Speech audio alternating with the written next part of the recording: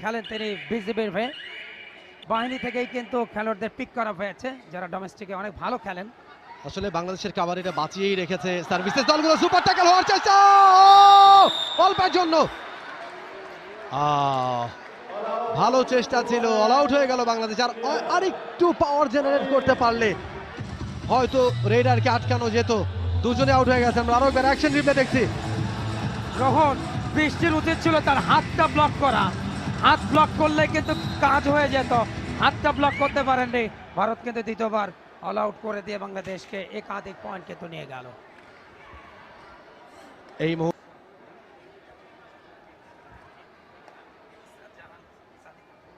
Israt Jahan Sadika is the raider in favor of Bangladesh. Empty রেইডে ফিরে গেছেন পূজা। রেইডা 40